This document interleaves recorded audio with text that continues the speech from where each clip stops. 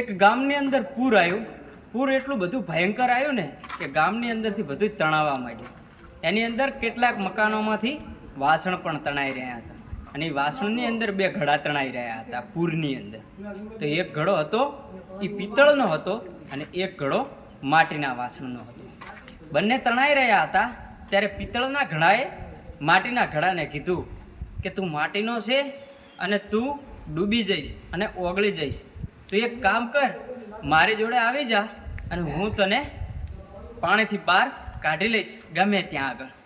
ત્યારે માટીનો ઘડો કહે છે કે ના, તું મારો સાચો મિત્ર છે અને પાક્કો મિત્ર છે અને તે જે મદદ માટે મને કીધું એ બરાબર છે, પણ તું મારી જોડે ન આવતો કારણ કે તું પિત્તળનો ઘડો છે અને હું માટીનો ઘડો છું. જો તું હું મને અથડાઈશ તો હું તૂટી જઈશ અને અહીંયા ને અહીંયા મારું પૂરું થઈ જશે. તો પિત્તળનો ઘડો કે ના ના, હું તારે નહીં અથડાવું અને તને નહીં તૂટવા દઉં, તને સહી સલામત કિનારા સુધી હું પહોંચાડી દઈશ, તું મારી જોડે આવી જા. માટીનો ઘડો કે ના, રહેવા દે, પાણી ચાલે છે બહુ અને હું મારી રીતે ધીરે ધીરે પહોંચી જઈશ. એમ કરતાં કરતાં જઈ રહ્યા હતા અને અચાનક પૂર વધી ગયું. માટીનો ઘડો ધીરે ધીરે જઈ રહ્યો હતો અને જે પિત્તળનો ઘડો હતો ને બહુ ઉતાવળમાં જઈ રહ્યો હતો.